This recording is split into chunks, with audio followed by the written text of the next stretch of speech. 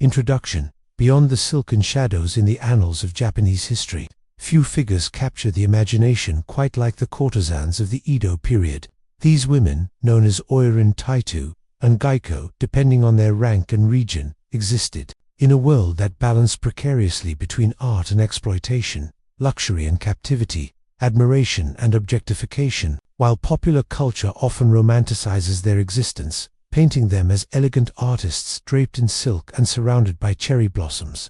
The reality was far more complex and often darker. This comprehensive examination delves into the untold aspects of courtesan life, particularly focusing on one of the most challenging and dangerous situations these women faced: unwanted pregnancy. Through historical records, literature, and cultural analysis, we will explore not just the glamorous facade of the pleasure quarters, but the harsh realities that existed behind the ornate screens and beneath the layers of elaborate kimono. The story of Japanese courtesans is ultimately a story about women navigating impossible circumstances with whatever agency they could muster. It is about survival, adaptation, and the lengths to which human beings will go to maintain dignity in undignified circumstances. It is also about a society that created systems of beauty and culture, while simultaneously denying basic human rights to those who maintained them. Chapter 1. The Architecture of Desire. Understanding the pleasure quarters, the birth of Yoshiwara. Understand the lives of courtesans. We must first understand the world they inhabited. The most famous of Japan's pleasure quarters was Yoshiwara, in Edo, modern-day Tokyo. Established in 1617 as part of the Tokugawa shogunate's attempt to regulate and contain prostitution. The name itself, meaning reed plain, spoke to the marshy land on which it was built, but it would become synonymous with luxury, artistry, and hidden suffering.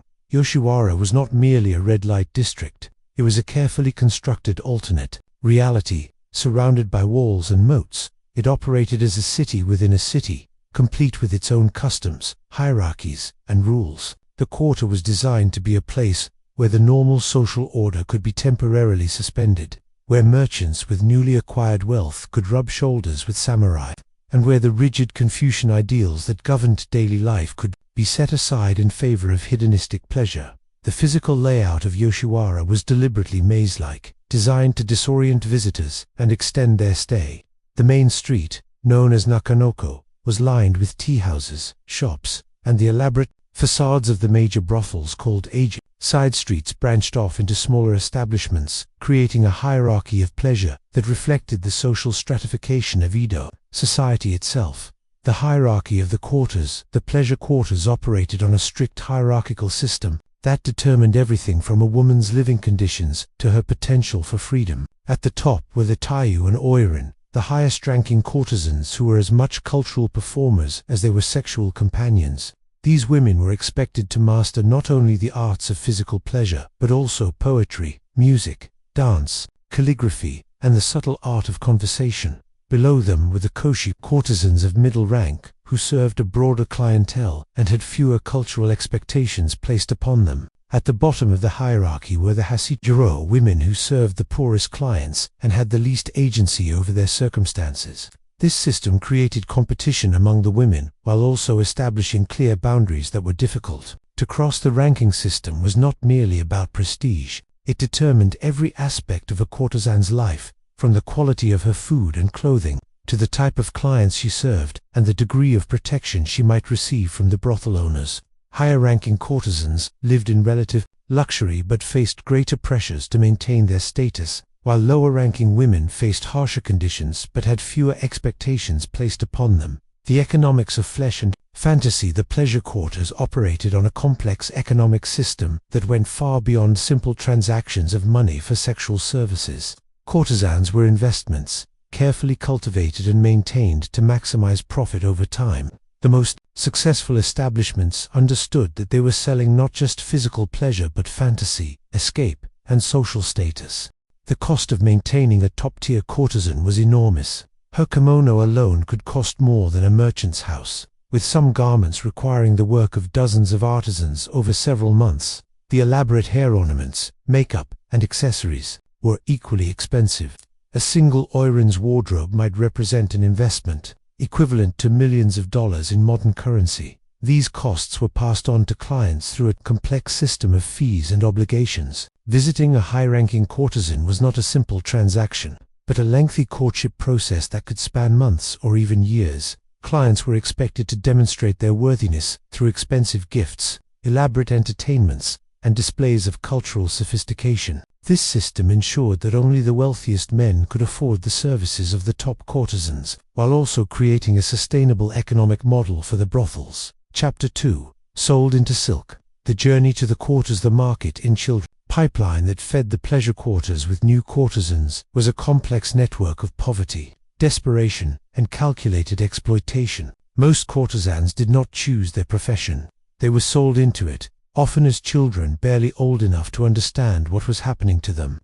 The practice of selling daughters to the pleasure quarters was so common that it had its own terminology and established protocols. Families facing financial hardship, natural disasters, or crop failures often had few options for survival. In a society where female children were seen as economic burdens rather than assets, selling a daughter to the pleasure quarters could provide both immediate financial relief and the hope that the child might eventually achieve a better life than was possible in rural poverty. The brokers who facilitated these transactions were skilled at identifying vulnerable families and presenting the sale as an opportunity rather than a tragedy. They would describe the pleasure quarters as places of luxury and culture, where a girl could learn valuable skills and potentially find a wealthy patron. The reality, of course, was far different from these promises. The training years once purchased, young girls entered a rigorous training program that would last for years before they were allowed to serve clients. This training period, while often described as education, was more accurately a form of systematic conditioning, designed to break down the girl's original identity and replace it with one suited to the needs of the establishment.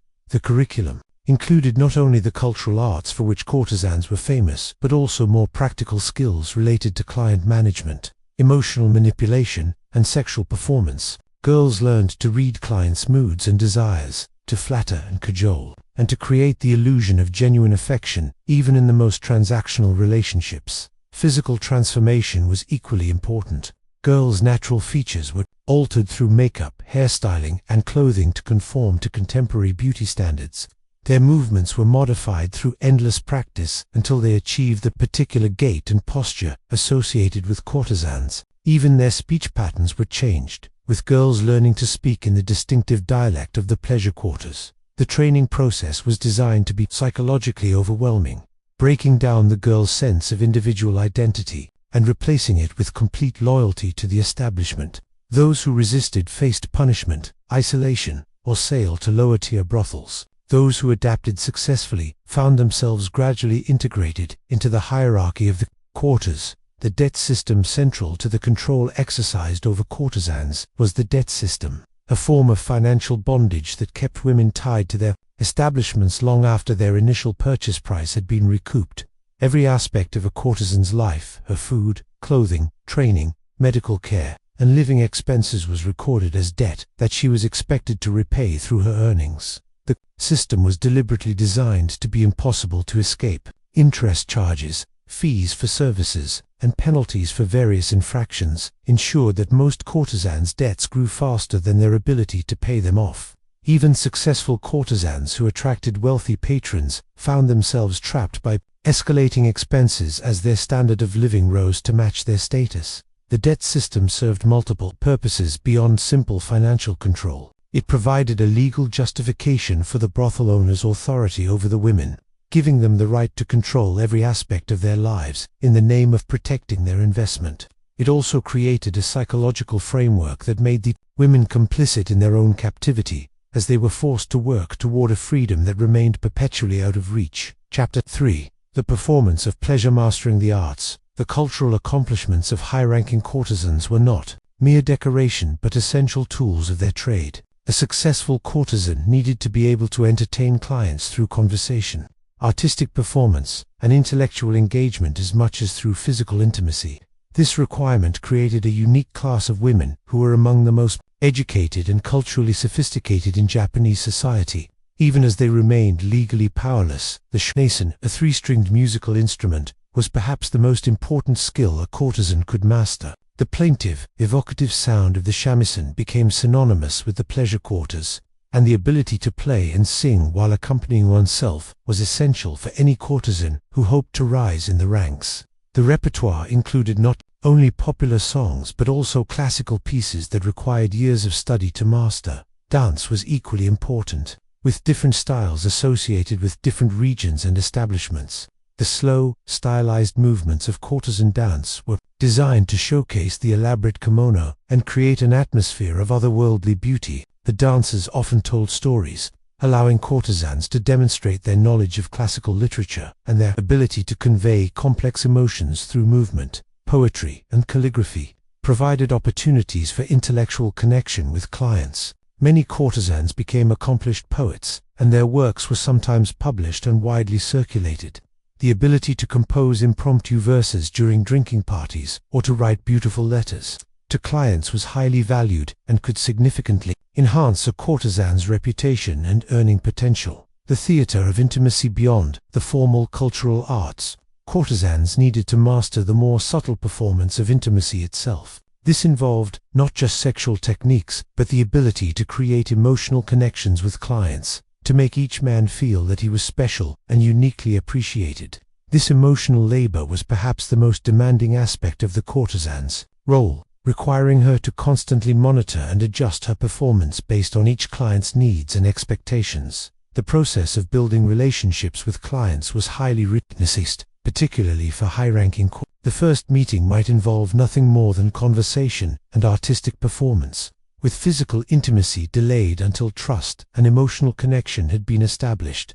This extended courtship process served both practical and psychological purposes, maximizing the client's investment while also creating the illusion of genuine romantic involvement. Courtesans developed sophisticated strategies for managing multiple client relationships simultaneously, creating the impression of exclusive devotion while actually serving several patrons. This required remarkable memory, emotional intelligence, and theatrical skill, as each client needed to feel that his relationship with the courtesan was unique and meaningful. The performance extended beyond individual client interactions to include public appearances and social events. High-ranking courtesans were celebrities of their time, and their public behavior was carefully choreographed to maintain their mystique and desirability. Every appearance was an opportunity to attract new clients and reinforce their status within the hierarchy of the quarters. The costume and the character, the elaborate dress and grooming of courtesans served multiple functions beyond simple decoration. The layers of kimono, the towering hairstyles, and the dramatic makeup created a theatrical persona that was distinct from the woman's natural identity. This transformation served both to enhance the fantasy for clients and to provide psychological protection for the courtesan herself. The kimono worn by high-ranking courtesans were works of art in themselves, often featuring hand-painted designs, intricate embroidery, and precious metal threads. The colors, patterns, and styling conveyed information about the courtesan's rank, the season, and even her emotional state. Learning to wear these garments properly was an art form in itself, as the heavy fabrics and complex layering required specific movements and postures. The hairstyles of courtesans were equally elaborate and symbolic. Different arrangements indicated rank and status, while the ornaments used to decorate the hair could cost more than most people earned in a year.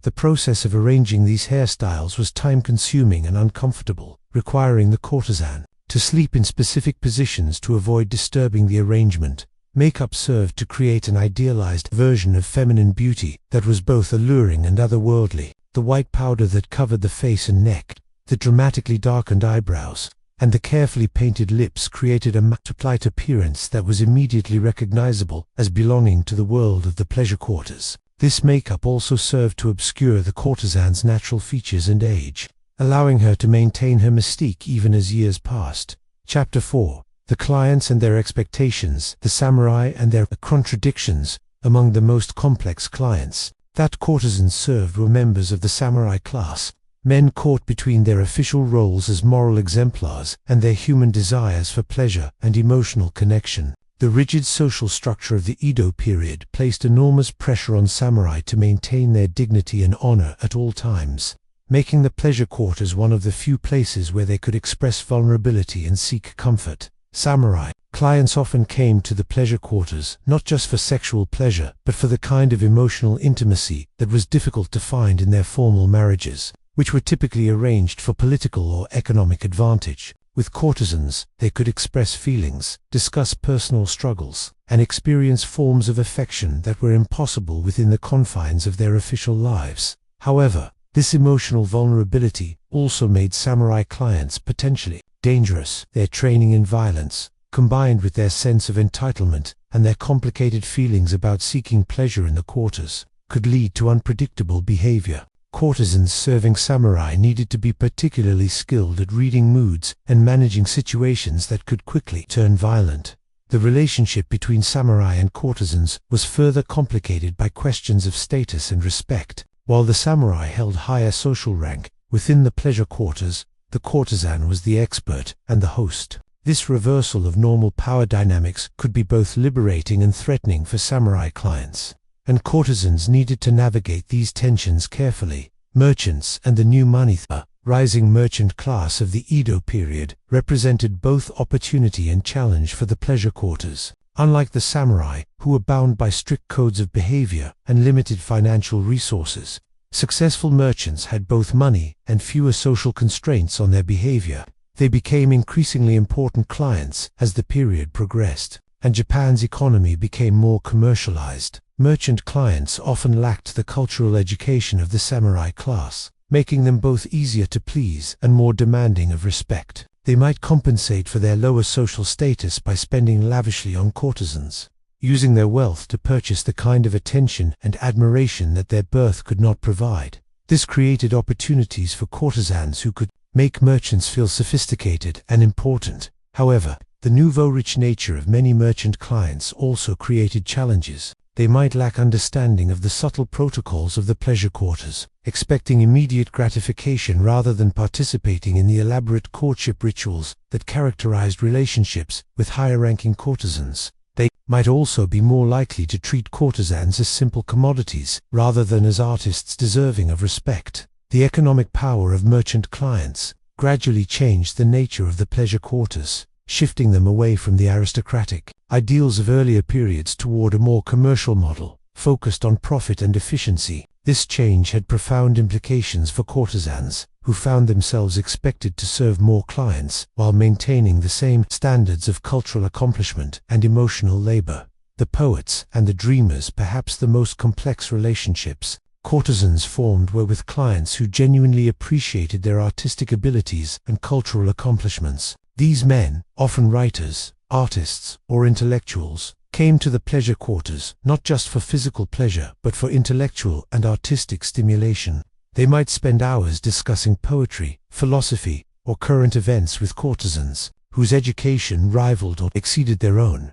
These relationships could be deeply fulfilling for courtesans who had genuine intellectual interests and artistic ambitions. The opportunity to engage in serious cultural discourse, to have their artistic works appreciated and critiqued, and to form relationships based on mutual respect rather than simple transaction provided a form of satisfaction that was rare. Their lives. However, intellectual clients could also be the most demanding and unpredictable.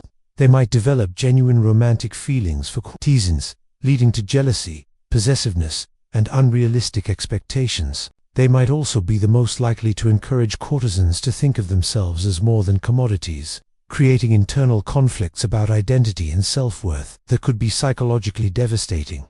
The relationships between and intellectual clients often produced some of the period's most significant artistic works, including poetry, literature, and visual art that captured the complex realities of life in the pleasure quarters. These collaborations demonstrated the intellectual capabilities of courtesans, while also highlighting the tragic waste of human potential represented by the system that confined them. Chapter 5. The Shadow of Maternity, the Forbidden Condition. In the carefully controlled world of the pleasure quarters, few things were more disruptive than an unexpected pregnancy. The entire economic and social structure of the establishments was built around the availability and desirability of the courtesans, and pregnancy threatened both. A pregnant courtesan could not work, could not maintain the elaborate dress and grooming that defined her role. and served as an uncomfortable reminder of the biological realities underlying the fantasy world of the quarters. The contracts that bound courtesans to their establishments typically included specific clauses regarding pregnancy,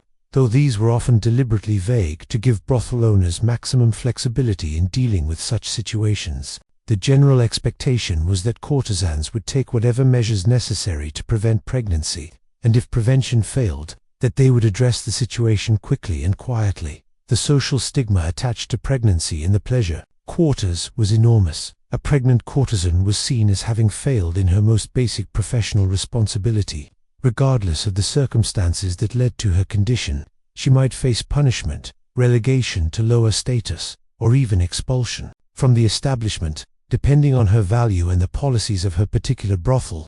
For the courtesan herself, pregnancy represented a crisis that went far beyond the immediate physical and social consequences. It forced her to confront the reality of her situation, the limits of her agency, and the true nature of her relationships with both clients and colleagues. The decision of how to respond to pregnancy was often the most consequential choice a courtesan would ever make. The prevention protocols, given the catastrophic consequences of unwanted pregnancy, courtesans and the establishments that employed them developed elaborate systems for prevention. These ranged from practical techniques based on contemporary understanding of fertility to more superstitious practices that reflected the limited medical knowledge of the time. The most common preventive measures involved timing and technique. Courtesans learned to track their menstrual cycles and to avoid clients during their most fertile periods when possible. They also employed various physical barriers and techniques designed to prevent conception, though the effectiveness of these methods was limited by the available technology and knowledge.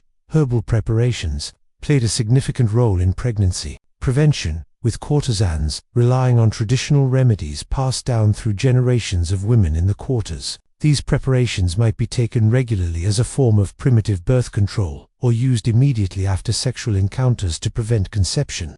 The knowledge of which herbs to use and how to prepare them was closely guarded and passed down through informal networks among the women. Some establishments took a more systematic approach to pregnancy prevention, employing older women who specialized in reproductive health to advise and treat the courtesans. These women, often former courtesans themselves, possessed practical knowledge gained through years of experience and served as unofficial medical practitioners within the quarters. However, all of these preventive measures were imperfect and sometimes dangerous. The herbal preparations could cause serious illness or death if improperly prepared or used in excessive quantities. The physical techniques could cause injury or infection, and despite all precautions, pregnancies still occurred, forcing courtesans to face even more difficult decisions. The herbal arsenal, the traditional medicines used by courtesans for reproductive control, represented a complex body of knowledge that had been developed and refined over centuries.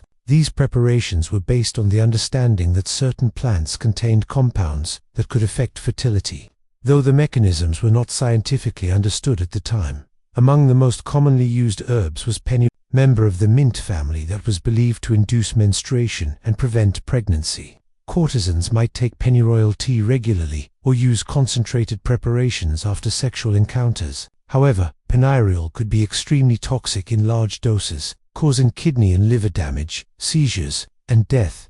Another frequently employed herb was tansy, which was also believed to induce menstruation and abort early pregnancies. Like tansy could be dangerous if used incorrectly, causing hallucinations, convulsions, and organ failure.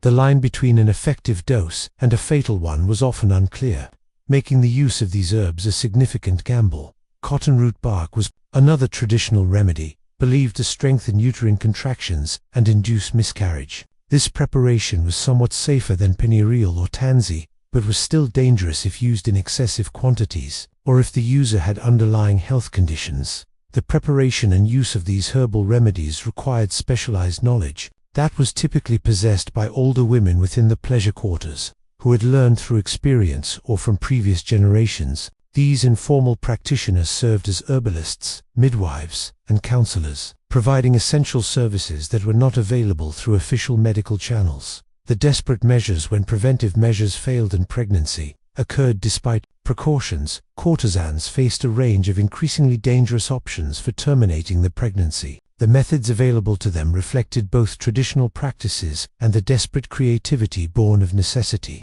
Though all carried significant risks to health and life, physical trauma was one of the most common approaches, with women attempting to induce miscarriage through falls, blows to the abdomen, or strenuous physical activity. Some courtesans would deliberately fall down stairs or engage in violent exercise in hopes of ending their pregnancies. Others would ask trusted companions to strike them in the abdomen or would use implements to create internal trauma. Extreme doses of the same herbs used for prevention represented another approach, with women taking quantities of tansy or other substances that were far beyond safe levels. This method often resulted in serious poisoning, with symptoms including severe abdominal pain, bleeding, organ failure, and death. The desperation that drove women to attempt such measures speaks to the impossibility of their situations. Hot baths and other thermal treatments were believed to be capable of inducing miscarriage, leading some women to subject themselves to dangerously high temperatures for extended periods. These treatments could cause dehydration, heat stroke, and cardiovascular collapse, particularly in women who were already weakened by pregnancy or other health issues.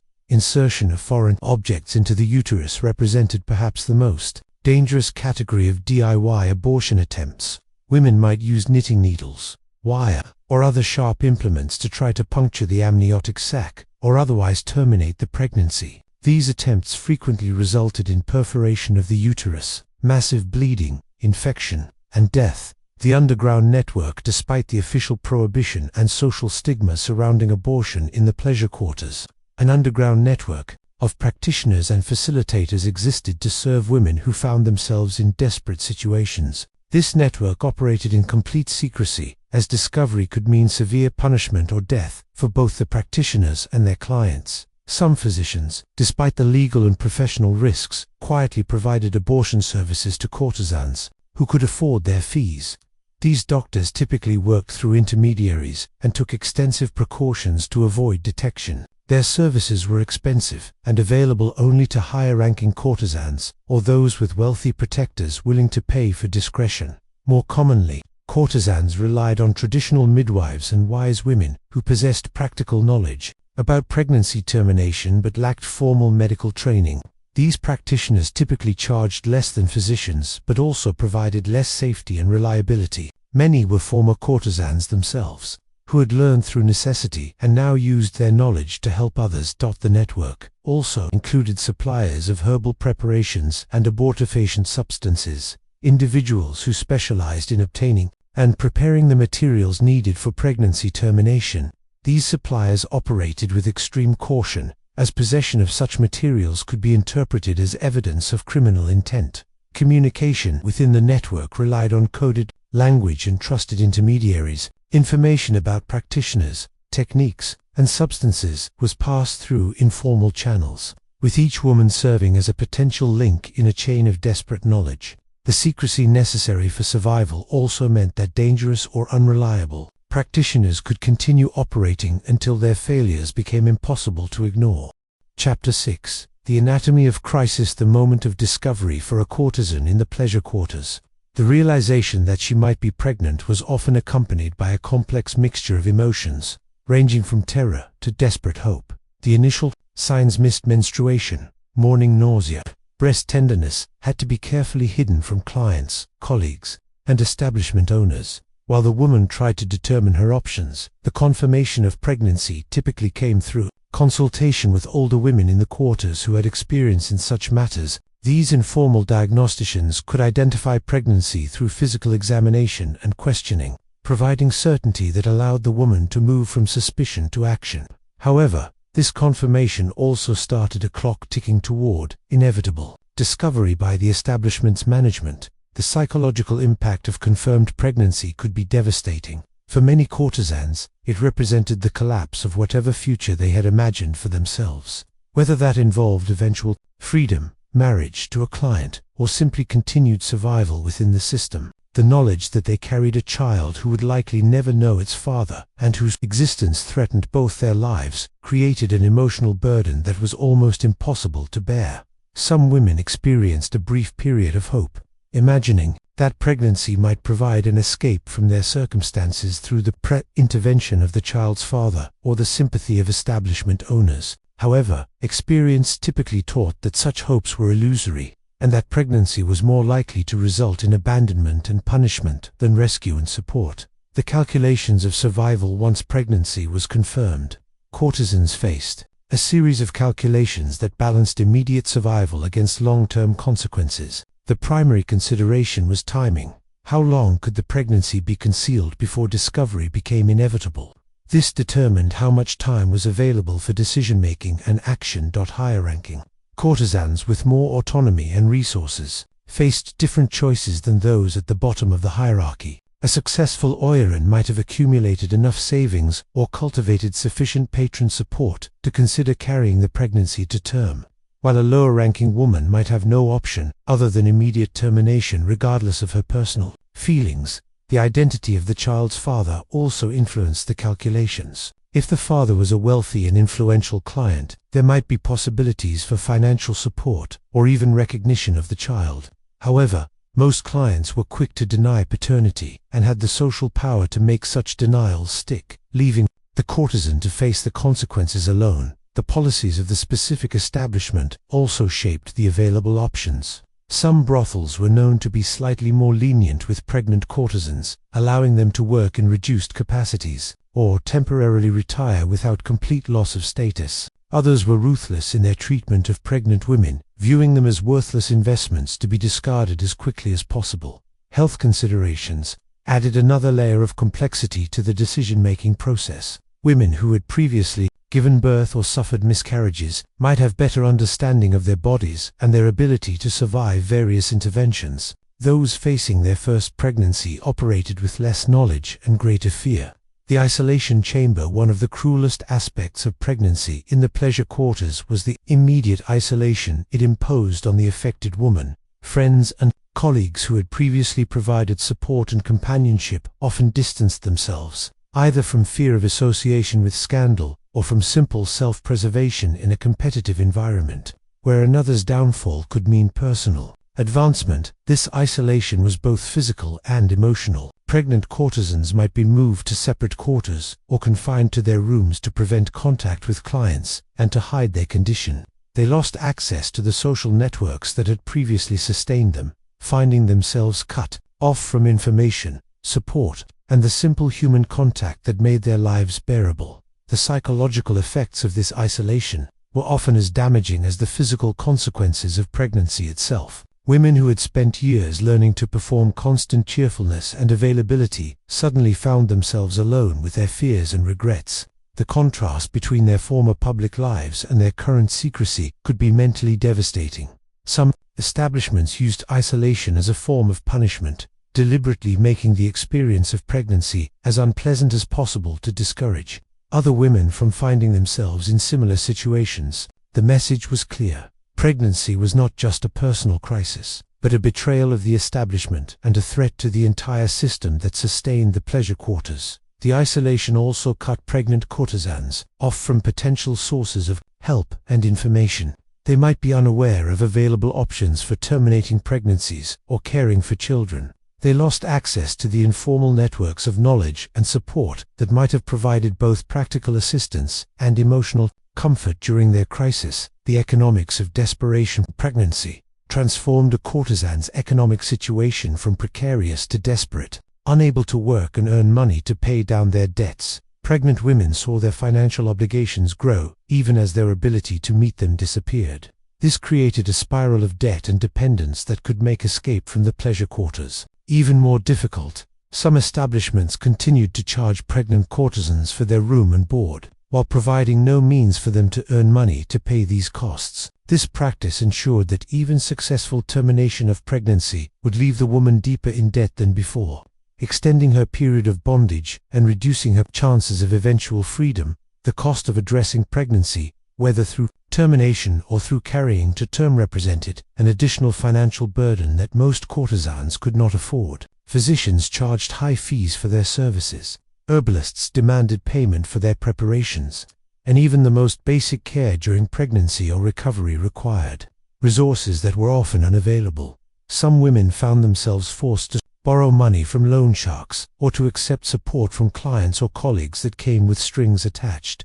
These arrangements often created new forms of dependence and obligation that could be as limiting as the original debt to the establishment. The economic pressures created by pregnancy could drive women to increasingly desperate measures. Some might steal money or goods to pay for abortions or medical care. Others might sell personal possessions or enter into degrading arrangements with clients or colleagues. The need for immediate resources to address pregnancy often forced women into situations that would have long-term negative consequences for their lives and their chances of eventual freedom. Chapter 7. The Rituals of Secrecy. The language of silence within the pleasure quarters. Pregnancy was discussed, when it was discussed at all, through a complex system of euphemisms, coded language, and meaningful silences. Direct acknowledgement of pregnancy was avoided not only because of the social stigma, but also because explicit discussion could be dangerous for all involved. This linguistic dance around the forbidden topic created its own form of communication that was understood by insiders but remained opaque to clients and authority figures. Common euphemisms included references to being late, having troubles, or feeling poorly, phrases that could cover a range of women's health issues, while allowing those in the know to understand the specific nature of the problem. More specific code words might refer to particular stages of pregnancy, or two different options for addressing the situation, creating a vocabulary that was both precise and protective. The use of seasonal or natural metaphors was particularly common, with pregnancy described in terms of seeds taking root or flowers blooming out of season. These metaphors allowed for discussion of the situation, while maintaining the poetic language that was expected in the cultured environment of the pleasure quarters. They also reflected traditional Japanese attitudes toward fertility and reproduction as natural processes that had been disrupted by the artificial constraints of the quarters. Silence itself became a form of communication, with meaningful looks, pauses in conversation, and careful avoidance of certain topics serving to convey information without the risks associated with explicit discussion. Women learned to read these silences and to communicate through them, creating networks of understanding that operated entirely below the surface of official discourse. The development of this coded language served multiple purposes beyond simple secrecy. It created bonds between women who shared dangerous knowledge. It allowed for the transmission of practical information about pregnancy and its termination, and it provided a form of psychological protection for women discussing traumatic experiences. The language of silence became a survival tool that was as important as any physical resource. The midnight consultations when direct action became necessary. Courtesans relied on a network of clandestine meetings and consultations that took place in the shadows of the pleasure quarters. These gatherings brought together women seeking help with those who possessed the knowledge and resources to provide it,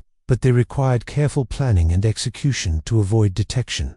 The timing of these consultations was crucial, typically occurring during the quiet hours of early morning when clients had departed and establishment owners were less likely to be monitoring the activities of their charges. The locations were equally important, usually taking place in rooms that were removed from the main areas of the brothels or in spaces that provided multiple escape routes in case of unexpected interruption.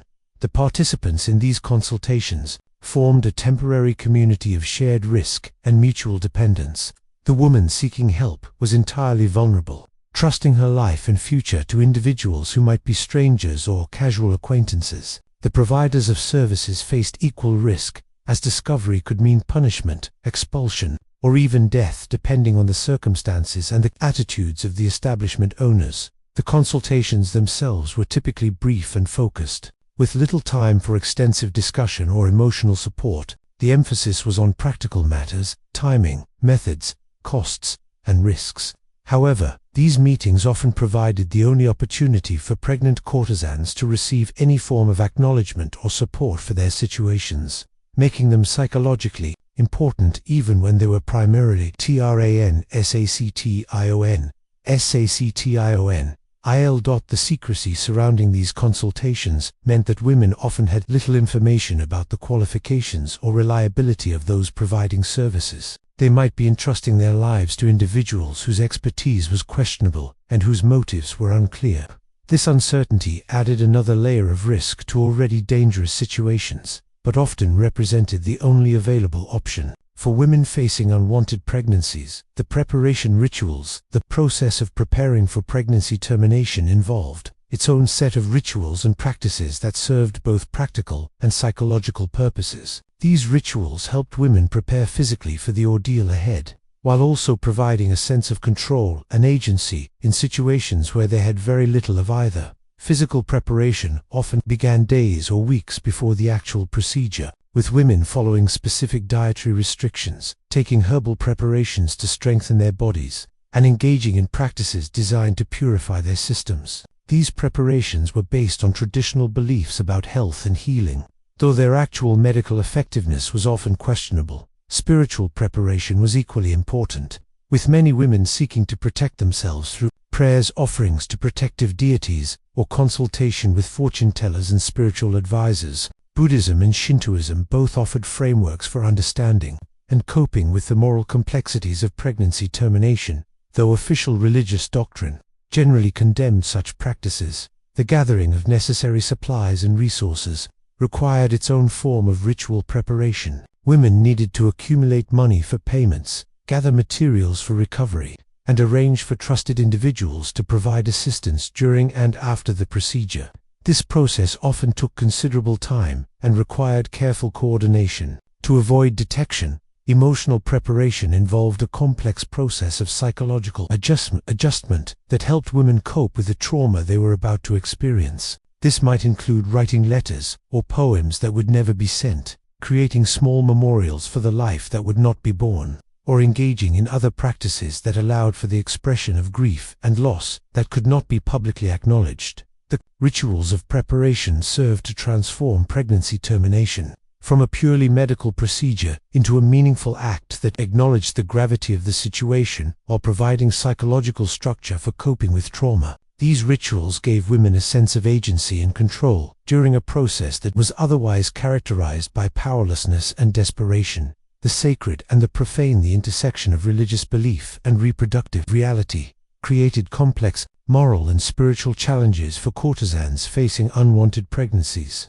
Traditional Japanese religious thought offered multiple frameworks for understanding fertility, pregnancy, and abortion, but none provided easy answers for women trapped in the unique circumstances of the pleasure quarters. Buddhist concepts of karma and rebirth suggested that pregnancy was the result of actions in previous lives, but also offered the possibility that terminating a pregnancy might prevent suffering for both mother and child. Some women found comfort in the idea that they were sparing their unborn children from lives of poverty and exploitation, while others struggled with the karmic implications of ending a life before it could begin. Shinto beliefs about purity and pollution created additional complexities, as pregnancy and its termination were both associated with spiritual contamination that required ritual cleansing. However, Shinto also emphasized the importance of community welfare and social harmony, which could be interpreted as supporting actions that prevented disruption to the established order of the pleasure quarters. Popular religious practices often provided more practical guidance than official doctrine. Local deities and folk beliefs offered rituals and ceremonies that could provide spiritual protection during pregnancy termination, ways to appease potentially angry spirits, and methods for ensuring that the souls of unborn children would find peace in the afterlife. The religious dimensions of pregnancy in the pleasure quarters also included the role of Buddhist and Shinto institutions in the broader system of exploitation. Many religious leaders were clients of the quarters, and religious institutions often had financial interests in the establishments. This complicity created moral contradictions that made it difficult for courtesans to find genuine spiritual guidance during their crises. Chapter 8. The Practitioners of Last Resort. The wise women. Among the most important figures in the underground network serving pregnant courtesans were the wise women, elderly female practitioners who possessed practical knowledge about reproductive health and pregnancy termination. These women occupied a unique position within the social hierarchy of the pleasure quarters, respected for their knowledge while also being feared for their association with dangerous and forbidden practices. Most wise women were former themselves who had survived long enough to accumulate experience and knowledge about women's bodies and reproductive health. Their understanding was based on decades of observation, trial and error, and the accumulated wisdom of previous generations of women who had faced similar challenges. This experiential knowledge, while lacking scientific foundation, was often more practical and effective than the theoretical understanding possessed by formally trained physicians. The wise women served multiple roles. Within the community of the quarters, they were diagnosticians who could confirm pregnancies and assess the health risks associated with various courses of action. They were counselors who helped women understand their options and make difficult decisions. They were suppliers of herbal preparations and abortifacient substances, and they were practitioners who performed procedures that ranged from simple massage to more invasive interventions. The relationship between wise women and their clients was complex and fraught with tension. The women seeking help were desperate and vulnerable, willing to trust their lives to practitioners whose qualifications were uncertain and whose methods were often dangerous. The wise women, for their part, faced enormous risks in providing their services, as discovery could mean severe punishment or death. Despite these tensions, the wise women often provided the only source of practical help and emotional support available to pregnant courtesans. Their willingness to take risks to help other women, combined with their accumulated knowledge and experience, made them invaluable resources within the underground network. Many women owed their survival to the intervention of wise women who provided services that were unavailable through any official channel. The rogue physicians. While most formally trained physicians avoided involvement with pregnancy termination, in the pleasure quarters, a small number were willing to provide such services for the right price. These rogue physicians occupied a precarious position, risking their professional standing and personal safety to serve clients who had few other options for medical care. The motivations of rogue physicians varied considerably. Some were driven primarily by financial considerations, recognizing that desperate clients were willing to pay premium prices for their services.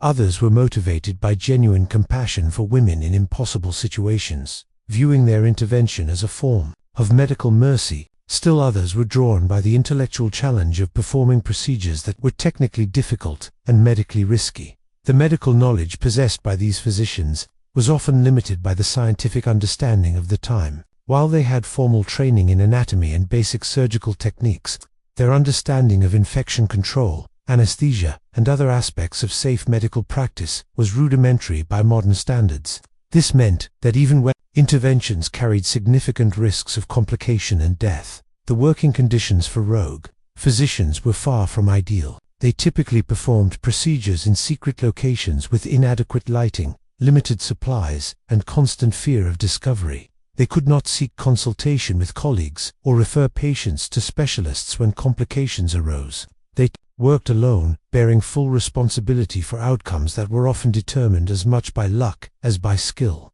Despite these limitations, rogue physicians often provided the safest available options for pregnancy termination.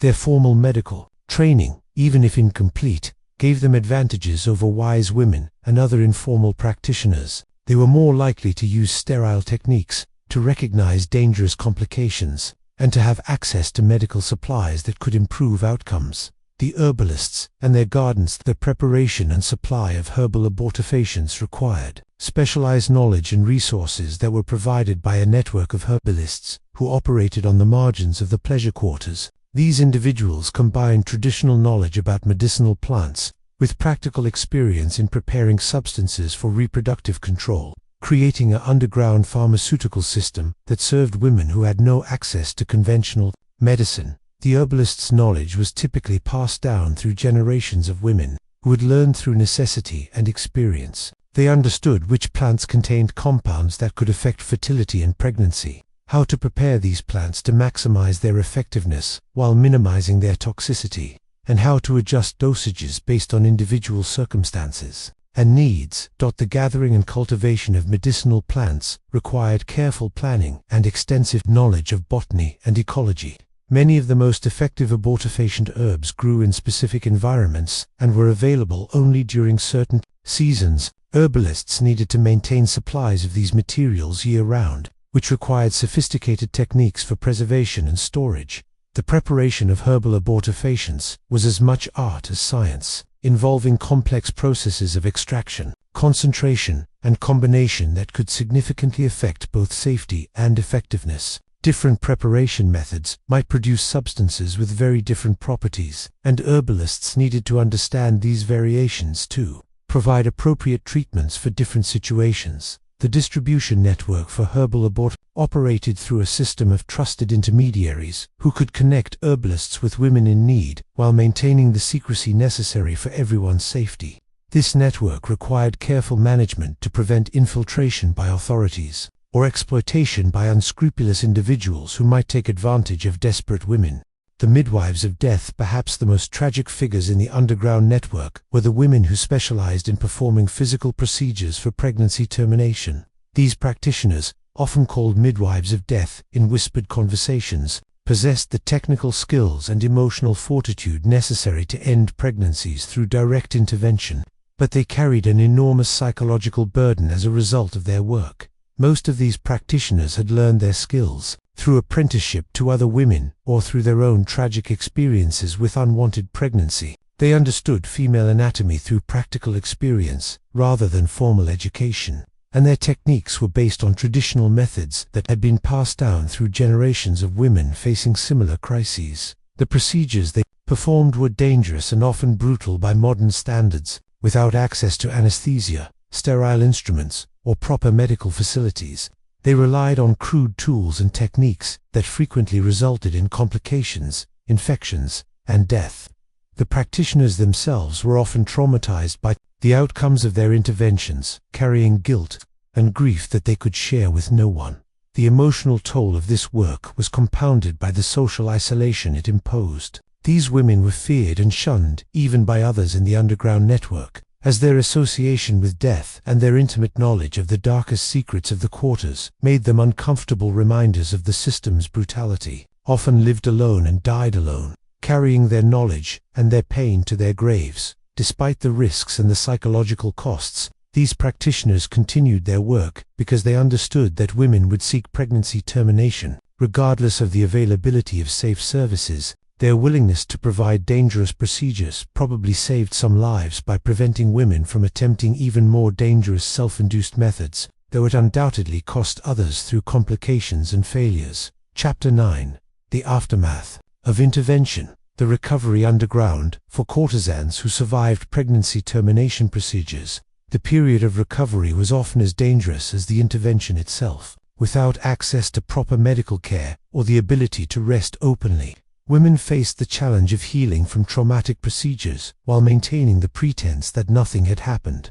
This recovery period required its own network of support and secrecy that operated parallel to the intervention network. Safe houses for recovery were typically located in the margins of the pleasure quarters, in buildings that were nominally used for other purposes but contained hidden rooms or sections where women could recuperate without detection. These spaces were Spartan and often unsanitary, but they provided the isolation necessary for healing and the security needed to avoid discovery by establishment owners or authorities. The care provided during recovery was usually managed by the same wise women who had performed or arranged the original procedures. Their post-procedure care was based on traditional understanding of healing and recovery, involving herbal preparations to prevent infection, dietary restrictions to promote healing, and physical therapies to help women regain their strength and mobility.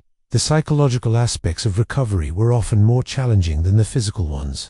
Women who had undergone pregnancy termination faced complex feelings of grief, guilt, relief, and fear that they could not openly express or process. The secrecy required for their safety also prevented them from seeking the emotional support that might have helped them cope with their experiences. The duration of recovery varied considerably, depending on the type of procedure, the woman's overall health, and the occurrence of complications. Some women were able to return to work within days, while others required weeks or months to heal sufficiently to resume their duties.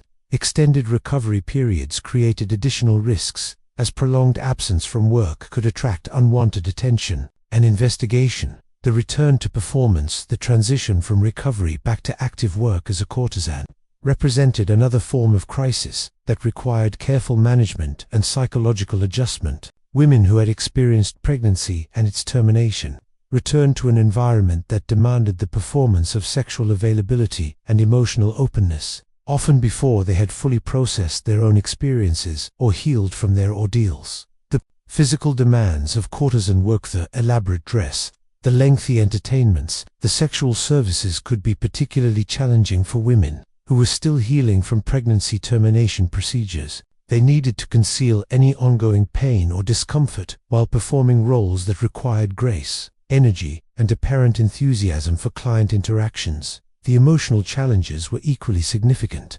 Women who had recently experienced the trauma of unwanted pregnancy and its termination were expected to return immediately to the emotional labor of making clients feel desired, appreciated, and emotionally satisfied. This requirement to perform intimacy while dealing with their own emotional wounds created additional psychological stress that could have lasting effects. Some women found that their experiences with pregnancy had fundamentally changed their relationships with their work and their clients. They might develop new forms of emotional detachment as protective mechanisms, or they might find themselves unable to maintain the illusions of pleasure and satisfaction that their roles required. These changes could affect their professional success and their relationships within the establishment hierarchy. The return to work also required women to reintegrate into the social networks of the pleasure quarters, including relationships with colleagues who might have distanced themselves during the crisis period. This reintegration could be complicated by suspicions about what had occurred during the woman's absence, changes in hierarchy that had occurred in her absence, and her own altered perspective on her circumstances and relationships. The permanent consequences: many courtesans who underwent pregnancy termination procedures suffered permanent physical consequences that affected the remainder of their lives and careers. The crude techniques and unsanitary conditions under which many procedures were performed frequently resulted in infections, scarring, and damage to reproductive organs that could cause chronic pain and ongoing health problems. Infertility was a common consequence of botched abortion procedures, which could be viewed as either a blessing or a curse, depending on the woman's perspective and circumstances. Some courtesans welcomed the certainty that they would not face future pregnancy crises, while others grieved the loss of their reproductive capacity and the possibility of eventually bearing children in different circumstances. Chronic pain and mobility problems could significantly affect a courtesan's ability to perform her duties, particularly the physical aspects of her work that required grace, flexibility, and stamina. Women who had suffered internal injuries might find themselves unable to wear the tight-fitting garments required for their roles or to maintain the elaborate postures and movements that characterized courtesan performance. The psychological consequences of pregnancy termination often proved to be as lasting and significant as the physical ones. Many women developed symptoms that would today be recognized as post-traumatic stress disorder, including intrusive memories, emotional numbness, hypervigilance, and avoidance behaviors that interfered with their ability to function in their professional roles. The secrecy that surrounded pregnancy termination meant that women who suffered lasting consequences had no recourse for seeking help or compensation. They could not openly discuss their injuries or their causes, could not seek specialized medical treatment, and could not hold anyone accountable for procedures that had gone wrong.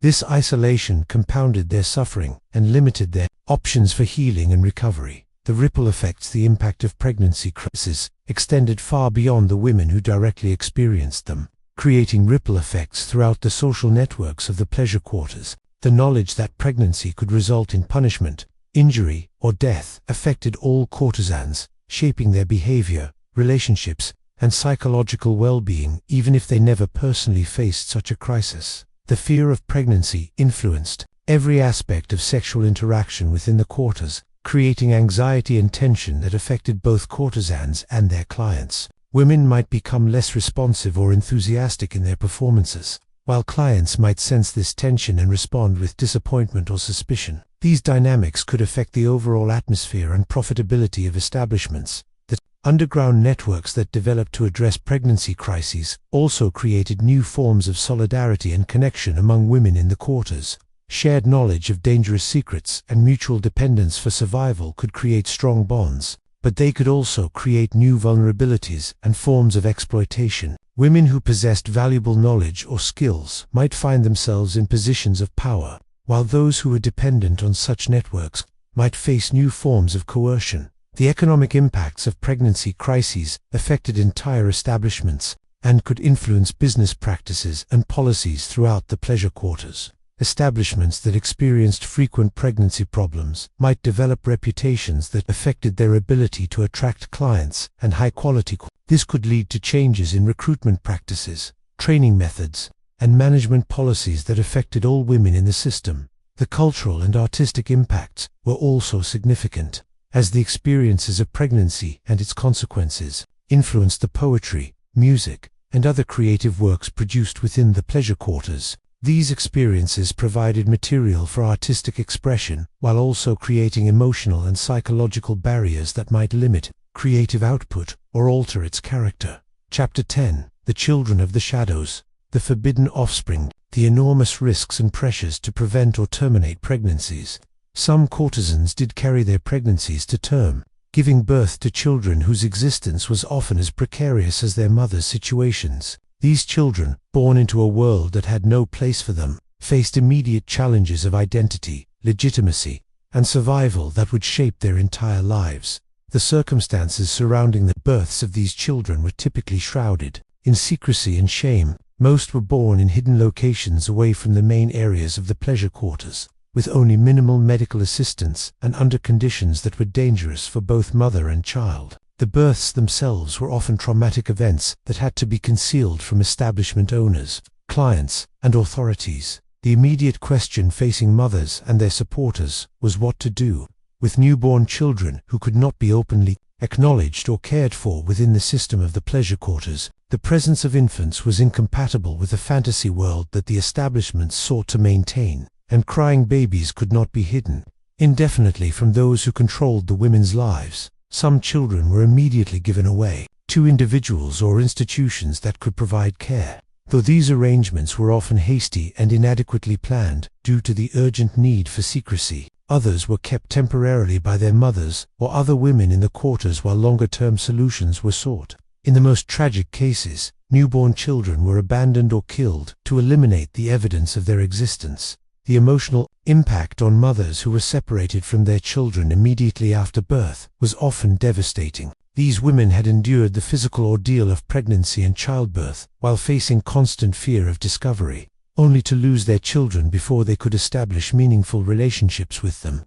The combination of physical trauma, emotional loss, and ongoing danger could have lasting psychological effects. The adoption networks. When courtesans decided to carry pregnancies to term, they often relied on informal adoption networks that operated parallel to the underground systems for pregnancy termination. These networks connected mothers who could not keep their children with individuals or families who were willing to take them.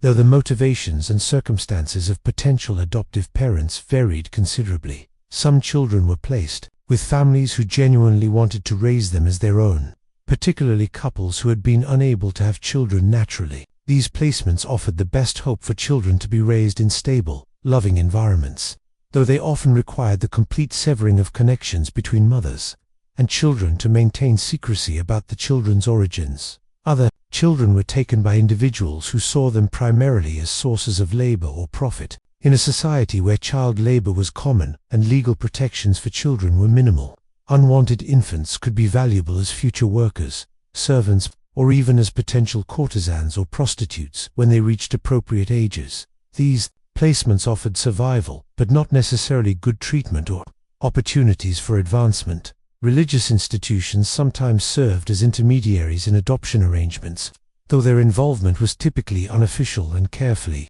concealed to avoid scandal. Buddhist temples and Shinto shrines had long traditions of caring for abandoned children, and some religious leaders were willing to quietly facilitate adoptions for children born in the pleasure quarters. The financial aspects of these adoption arrangements were often complex and exploitative. Desperate mothers might pay potential adoptive parents to take their children, while others might receive payment for healthy infants who were in demand. These transactions turned children into commodities and created opportunities for exploitation of both mothers and adoptive families. The documentation and legal recognition of these adoptions were typically non-existent, as official records would have revealed the circumstances of the children's births and endangered everyone involved. This lack of legal protection meant that adopted children had no recourse if they were mistreated by their adoptive families, and no way to trace their origins if they later wished to do so. The temple orphans, Buddhist temples and Shinto shrines throughout Japan served as unofficial orphanages for unwanted children, including many who were born to courtesans in the pleasure quarters. These religious institutions provided basic care and shelter for abandoned children, though the quality of care and the opportunities available to temple orphans varied considerably depending on the resources and attitudes of particular institutions. The tradition of temple care for orphaned children was based on Buddhist concepts of compassion and the importance of preserving life, but it was also influenced by practical considerations such as the need for temple workers and the potential value of children as future monks, nuns, or servants. Temple orphans often faced lives of service to the institutions that had raised them, with limited opportunities for independence or personal advancement. The daily lives of temple orphans were typically characterized by strict discipline, simple living conditions, and extensive religious instruction. Children were expected to participate in religious ceremonies, maintain temple grounds, and assist with various forms of work necessary for the functioning of the institutions. This lifestyle provided structure and purpose, but often limited opportunities for education or skill development outside of religious contexts. For children born to courtesans, temple placement offered both advantages and disadvantages compared to other options. The religious environment provided moral instruction and protection from some forms of exploitation, but it also imposed rigid constraints on behavior and limited opportunities for social mobility. Children raised in temples often struggled to integrate into secular society if they later chose to leave religious life. The relationship between temples and the pleasure quarters was complex and often contradictory. While religious institutions officially condemned the activities of the quarters, many were willing to quietly care for children born there, and some religious leaders were themselves clients of courtesans. This hypocrisy created moral contradictions that affected both the children and the institutions that cared for them. The street children, the most unfortunate children born to courtesans, were those who ended up living on the streets of Edo and other cities, surviving through begging, theft, and whatever forms of work they could find. These children represented the ultimate failure of all support systems, falling through the cracks of informal adoption networks, religious charity, and family connections. Street children faced constant dangers from disease, malnutrition, violence, and exploitation. They were vulnerable to abuse by adults who might take advantage of their desperation, and they had little protection from authorities who often viewed them as nuisances rather than as children in need of care. Their survival required them to develop skills and hardness that were inappropriate for their ages but necessary for their circumstances. The economic activities available to street children were typically dangerous and degrading. Young children might work as messengers, pickpockets, or beggars, while older children might be drawn into prostitution, gambling, or other illegal activities. These occupations provided immediate survival, but often led to long-term problems with health, legal troubles, and social stigma. Some street children formed informal family groups or gangs that provided mutual protection and support, though these associations could also expose them to additional dangers and criminal activities. The relationships within these groups often replicated family structures, with older children taking care of younger ones and strong bonds developing among individuals who had no other sources of security or affection. The connection between street children and their origins in the pleasure quarters was typically lost within a generation, as the children had no knowledge of their mother's identities or circumstances. This severing of family connections meant that the cycles of exploitation and abandonment that had created their situations often continued without acknowledgement or understanding of their causes. The cycle continues. Perhaps the most tragic aspect of children born to courtesans was the tendency for the cycle of exploitation to continue into the next generation. Daughters who grew up in poverty or difficult circumstances were often vulnerable to recruitment into the pleasure quarters themselves, repeating the patterns that had shaped their mothers' lives without understanding the connections. Young women who had been raised in temples, adopted families, or street situations often had limited options for economic independence and social advancement. The skills and education they had received were frequently inadequate for finding stable employment or securing marriage to men who could provide security. This vulnerability made them attractive targets for recruiters seeking new courtesans. For the pleasure quarters, the recruitment of daughters of former courtesans was sometimes deliberate, as these young women might be seen as particularly suitable for the life due to their presumed understanding of sexuality and their lack of family connections that might complicate their acquisition. In some cases, mothers who had left the quarters might even sell their own daughters into the system, viewing it as the best available option for ensuring their survival.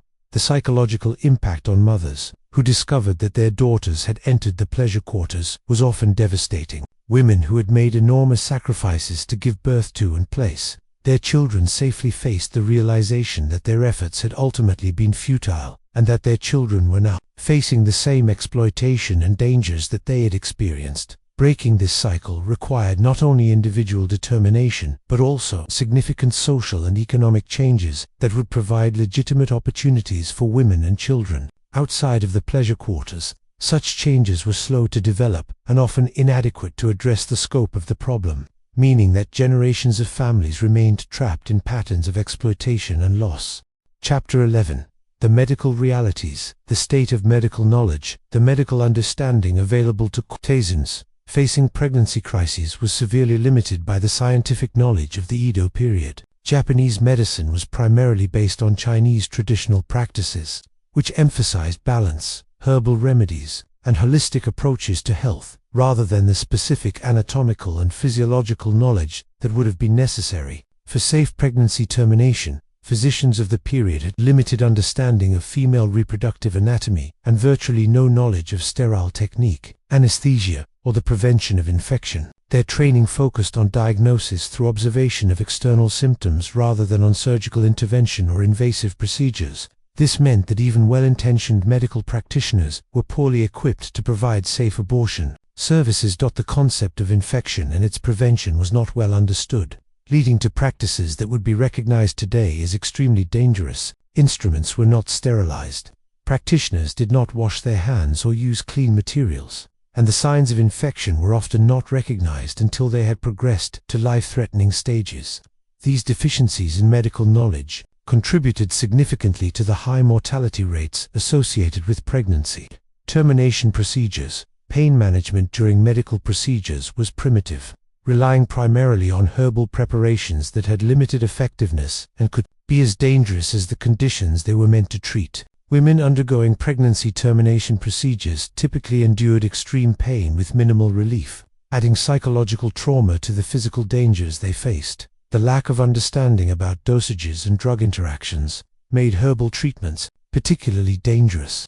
Practitioners often relied on traditional recipes and guidelines that had been passed down through generations without scientific validation. The potency of herbal preparations could vary significantly depending on the source, age, and preparation of the materials, making it difficult to predict their effects or to avoid dangerous overdoses. The anatomy of danger. The specific medical procedures used for pregnancy termination in the pleasure quarters were characterized by their crude techniques and high risk of serious complications. Without proper understanding of anatomy or access to appropriate instruments, practitioners relied on methods that frequently resulted in permanent injury or death for the women who underwent them. Physical trauma to induce miscarriage was one of the most common approaches, involving deliberate injury to the abdomen or pelvis in hopes of disrupting the pregnancy. These methods often caused internal bleeding, organ damage, or fractures that could be immediately life-threatening or lead to long-term disability. The lack of medical knowledge meant that practitioners could not assess the severity of injuries or provide appropriate treatment for complications. The insertion of foreign objects into the uterus represented another category of dangerous procedures that were frequently attempted despite their high risk of perforation, infection, and hemorrhage. The objects used, including knitting needles, metal wires, and wooden sticks, were not designed for medical use and often caused severe internal injuries that were difficult or impossible to treat with available medical knowledge. Chemical methods involving toxic herbs and other substances posed different but equally serious risks. Many of the substances used were poisonous in the doses required to terminate pregnancy, causing liver and kidney damage, neurological symptoms, and cardiovascular collapse. The symptoms of poisoning were often not recognized until irreversible damage had occurred, and there were no effective treatments available for most forms of toxic exposure. The combination of multiple dangerous methods was sometimes employed, when individual approaches failed, creating cumulative risks that were even greater than those associated with single interventions. Women might undergo physical trauma, ingest toxic substances, and submit to invasive procedures in sequence or simultaneously, multiplying their chances of serious complications or death. The statistics of survival, while precise statistics about mortality and morbidity associated with pregnancy termination in the pleasure quarters, are not available. Contemporary accounts and historical records suggest that the death rates were extremely high. Some estimates suggest that as many as half of the women who attempted to terminate pregnancies through available methods died as a result of the procedures or their complications. The immediate death rate from pregnancy termination procedures was probably around 20 to 30%, with women dying from hemorrhage, infection, or toxic poisoning within days or weeks of their interventions. These deaths were typically attributed to other causes to avoid investigation and scandal, making it difficult to assess the true scope of the mortality associated with abortion procedures. Long-term complications affected an even larger percentage of survivors, with many women suffering permanent disabilities that affected their ability to work and their quality of life. Chronic pain, mobility problems, and reproductive system damage were common consequences that could persist for years or decades. After the original procedures, the survival rates varied significantly depending on the type of procedure, the skill of the practitioner, and the overall health of the woman involved. Higher-ranking courtesans who could afford better practitioners and safer methods had somewhat better outcomes than those who relied on the most dangerous and desperate measures. But even the best available care carried substantial risks. The psychological impact of surviving dangerous pregnancy termination procedures often proved to be as significant as the physical consequences. Women who had faced near-death experiences often developed lasting trauma that affected their mental health and their ability to function in their professional roles. The combination of physical and psychological damage created additional challenges that could affect their long-term survival and well-being. The evolution of practice over the course of the Edo period. The methods and knowledge associated with pregnancy termination in the pleasure quarters evolved gradually as practitioners learned from experience and developed new techniques. However, this evolution was limited by the secretive nature of the practices and the lack of formal medical training among most practitioners. The accumulation of experience among wise women and other informal practitioners led to some improvements in technique and understanding of which methods were most likely to be successful and which were most dangerous. This knowledge was passed down through informal networks, but it was often incomplete or inaccurate due to the secrecy required, and the lack of systematic observation and record-keeping.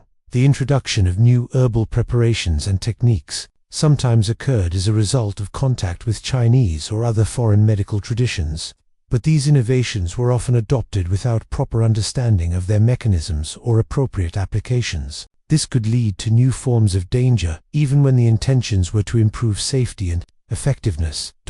The gradual development of more sophisticated instruments and techniques among a small number of practitioners who served wealthy clients created a two-tiered system of care that reflected the broader social hierarchies of the pleasure quarters. While most women continued to rely on dangerous traditional methods, a few had access to somewhat safer procedures that were still extremely risky by modern standards. The overall trend was toward slightly improved survival rates and reduced severity of complications, but these improvements were marginal and available only to a small percentage of women facing pregnancy crises. The fundamental problems of inadequate medical knowledge, unsanitary conditions, and lack of proper instruments continued to make pregnancy termination extremely dangerous throughout the period.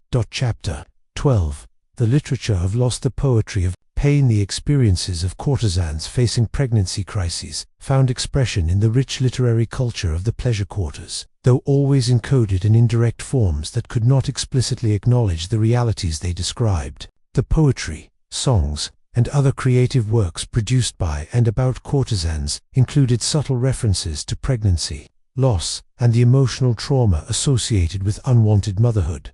Traditional Japanese poetic forms such as haiku and tonka were particularly well suited to conveying complex emotions.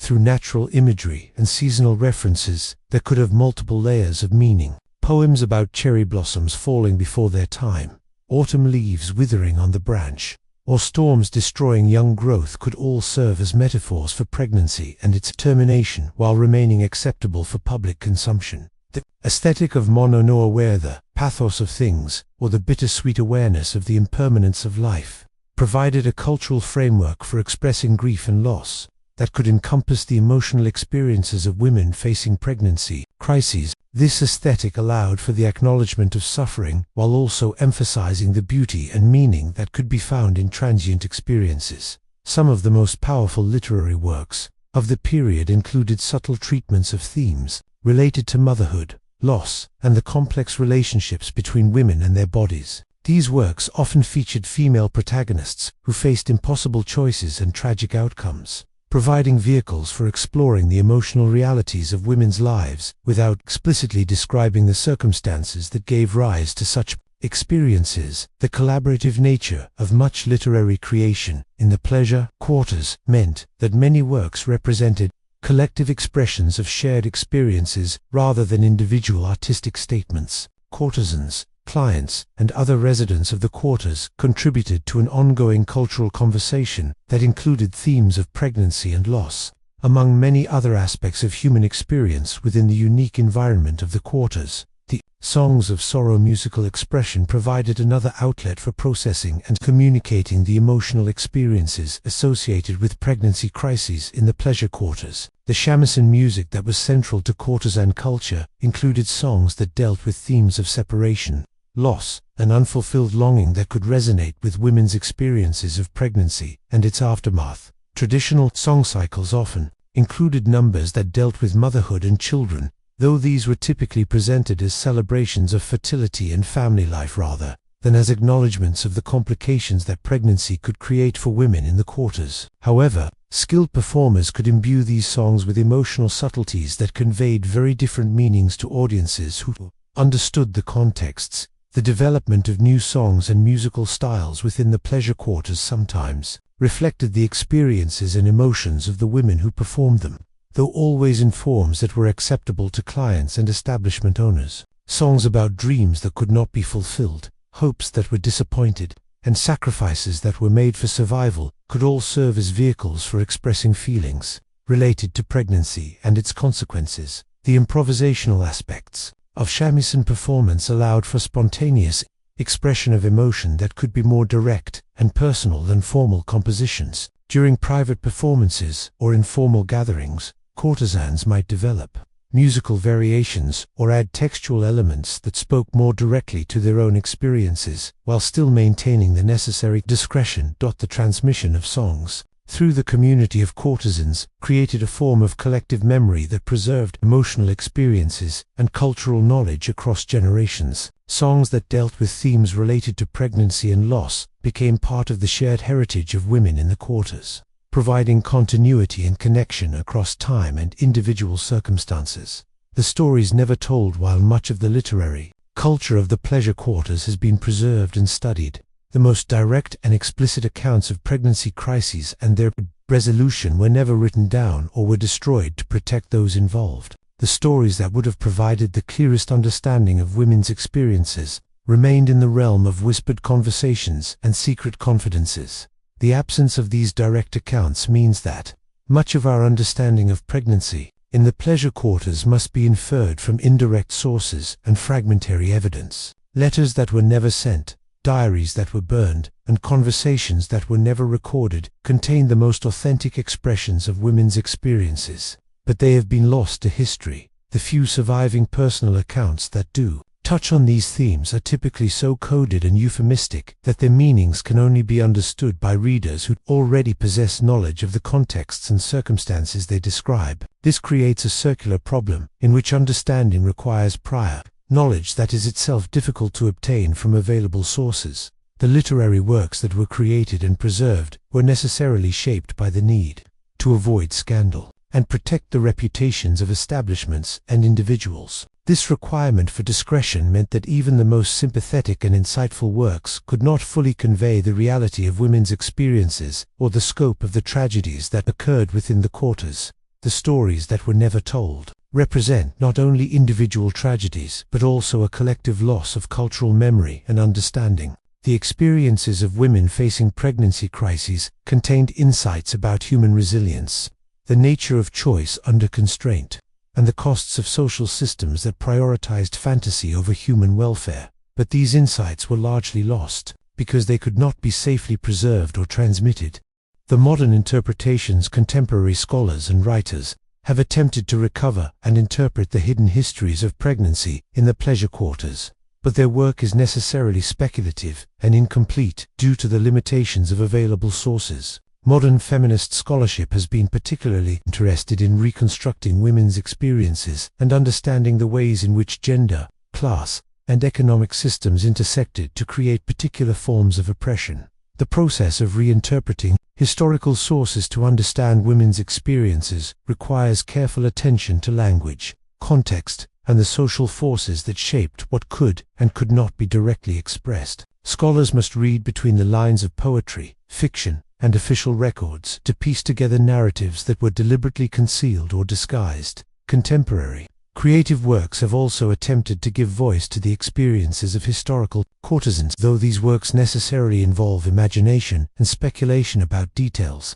that cannot be known from available evidence. Novels, plays, and films about the pleasure quarters often include themes related to pregnancy and its consequences, though they typically focus on exceptional cases or dramatic outcomes rather than on the routine realities that most women faced. The ethics of representing historical experiences that were deliberately hidden raises complex questions about responsibility, accuracy, and the purposes of historical interpretation. Modern writers and scholars must balance the desire to acknowledge and honor women's experiences with respect for the privacy and dignity that the women themselves sought to maintain through secrecy. The ongoing interest in these historical experiences reflects contemporary concerns about reproductive rights, women's autonomy, and the ways in which social and economic systems continue to shape women's choices about their bodies and their lives. The historical experiences of Japanese courtesans provide a lens through which to examine these enduring issues and to understand the human costs of systems that prioritize economic interests over individual welfare.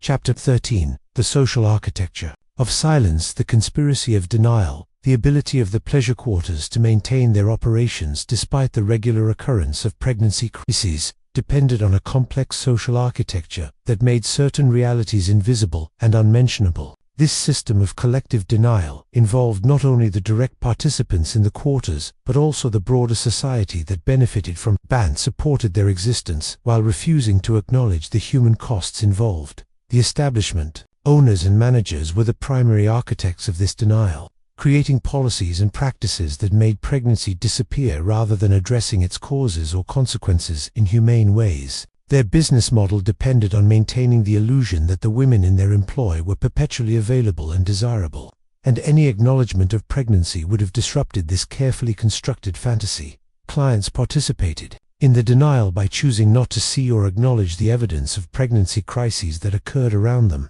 They might notice the sudden absence of favored courtesans, the presence of new faces replacing familiar ones, or the subtle signs of physical and emotional trauma in women they visited regularly. But they maintained the fiction that these observations were meaningless or unrelated to their own activities. The broader society supported the system of denial through laws, customs, and attitudes that made the pleasure quarters officially invisible, while simultaneously recognizing and regulating their existence. Government officials who licensed and taxed the establishments, religious leaders who condemned them while patronizing them, and families who sold daughters into them, all participated in maintaining the contradictions that allowed the system to function. The women within the quarters were both victims and participants in this denial, forced to maintain the fiction of their availability and happiness while dealing with the realities of pregnancy, abortion, and loss. Their survival depended on their ability to perform ignorance of their own experiences and to support the collective fantasy that made their exploitation possible. The economics of invisibility. The financial structures that supported the pleasure quarters created powerful incentives for maintaining silence about pregnancy crises and their resolution. The investment required to train and maintain high-quality courtesans was substantial, and any acknowledgement of pregnancy would have represented a threat to the return on these investments. Establishment owners calculated the costs of pregnancy. In purely economic terms, weighing the expense of maintaining non-productive courtesans against the costs of replacement and the risks of scandal. These calculations led to policies that prioritized quick and quiet resolution of pregnancy crises over the health and welfare of the women involved. The insurance-like systems that some establishments developed to manage pregnancy risks involved spreading costs across multiple businesses and creating shared interests in maintaining secrecy. These arrangements meant that information about pregnancy crises was compartmentalized and controlled by small groups of individuals who had strong profit incentives to prevent disclosure.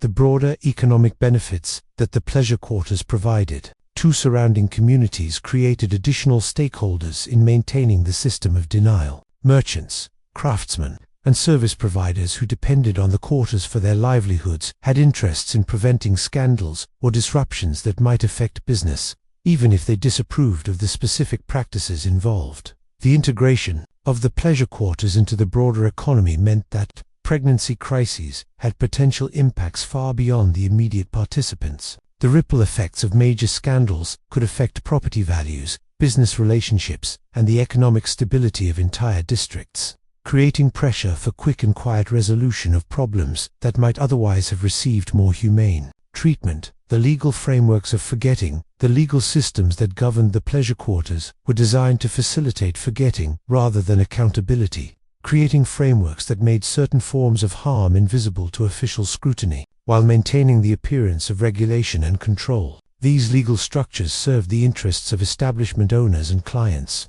while providing minimal protection for the women whose lives they regulated.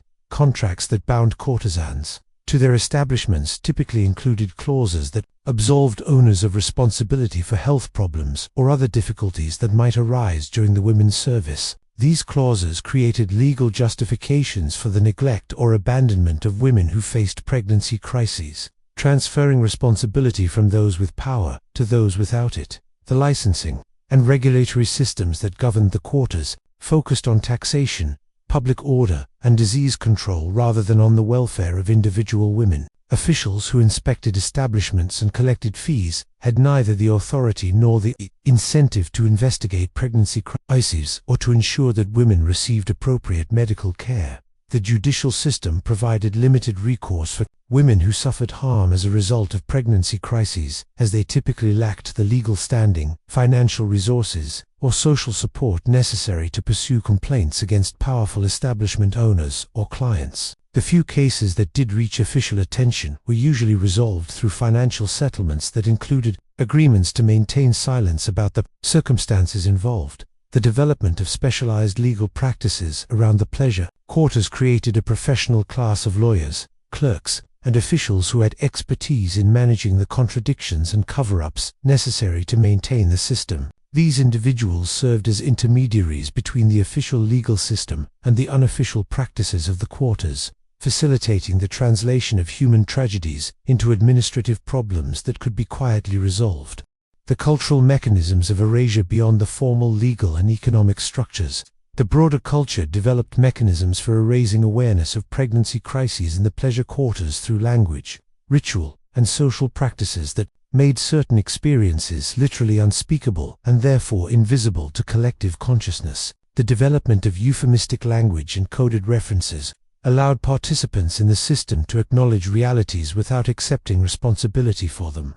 This linguistic framework made it possible to discuss pregnancy crises obliquely, while maintaining plausible deniability about their occurrence and significance. Religious and ceremonial practices provided ways of addressing guilt and moral contradiction without requiring acknowledgement of specific wrongdoing or commitment to systemic change. Rituals of purification, prayers for forgiveness, and charitable contributions could serve as psychological mechanisms for managing complicity while avoiding the more difficult work of reform. The aesthetic traditions associated with the pleasure quarters emphasized beauty, refinement, and cultural sophistication in ways that directed attention away from the human costs of the system.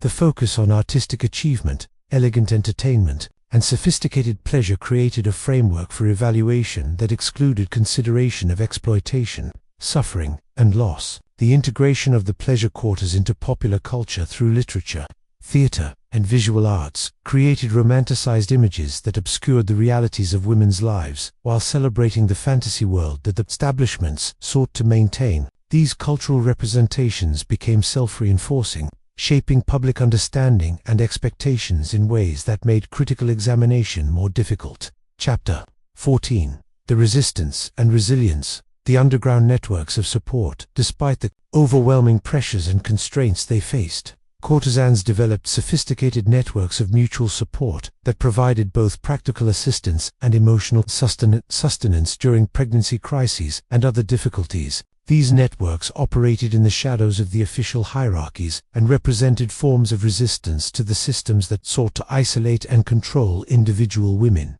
The information networks that developed among courtesans served multiple functions, including the sharing of knowledge about pregnancy prevention, the identification of reliable practitioners for termination procedures, and the coordination of financial and practical support for women in crisis. These networks required careful management to avoid detection, while ensuring that vital information reached those who needed it. The financial support systems that emerged within courtesan communities involved complex arrangements for pooling resources, sharing costs, and providing emergency assistance to women facing unexpected expenses related to pregnancy.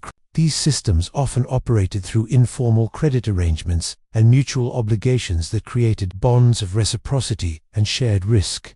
The emotional support networks provided women with opportunities to share their experiences, process their trauma, and maintain their psychological resilience in the face of overwhelming challenges. These relationships often transcended the hierarchical divisions within establishments and created alternative forms of kinship and community that sustained women through their most difficult experiences. The protective networks that developed around vulnerable women included arrangements for concealment, alibi creation, and the management of information that might be used against those in crisis. These networks required coordination among multiple participants and demonstrated sophisticated understanding of the surveillance and control systems that governed their lives.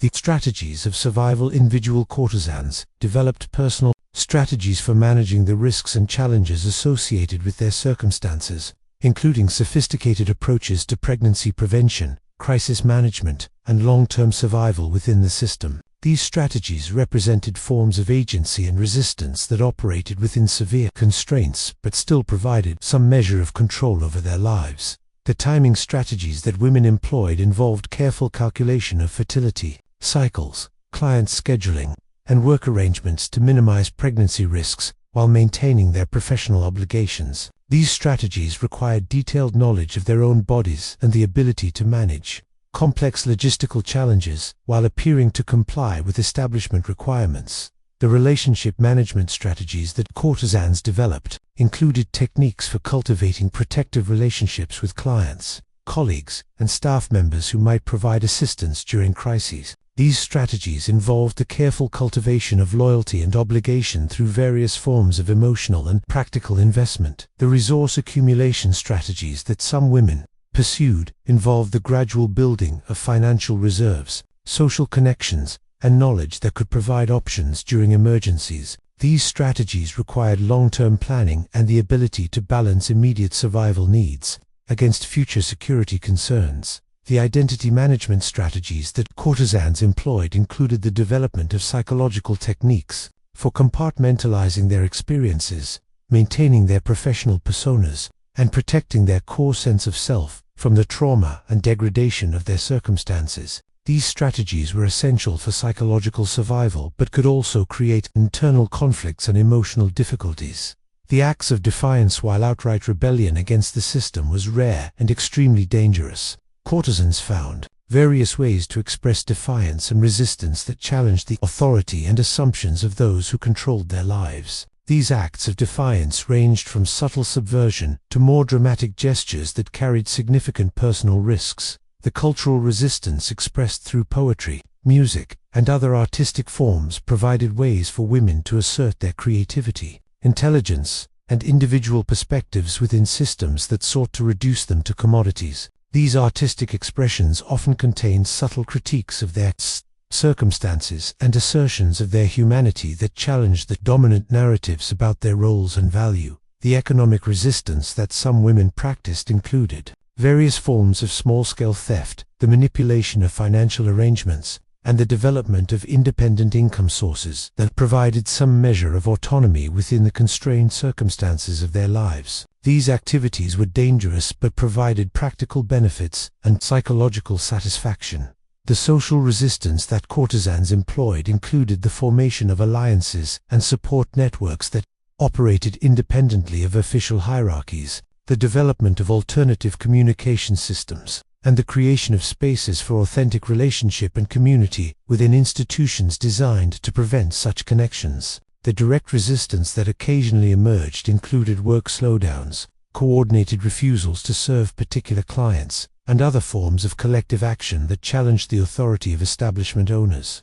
These activities were extremely risky and typically resulted in severe punishment, but they demonstrated that even in the most constrained circumstances, possibilities for resistance could emerge. The legacy of endurance, the experiences of courtesans who survived pregnancy crises and other challenges created a legacy of knowledge, resilience, and quiet heroism that influenced subsequent generations of women within the pleasure quarters and beyond. This legacy included both practical wisdom about survival and deeper insights about human dignity and the possibilities for resistance within oppressive systems. The transmission of survival knowledge through informal networks ensured that the hard-won wisdom of individual women could benefit others facing similar challenges. This knowledge included not only practical information about pregnancy prevention and crisis management, but also psychological strategies for maintaining hope and identity under extreme pressure. The development of alternative value systems within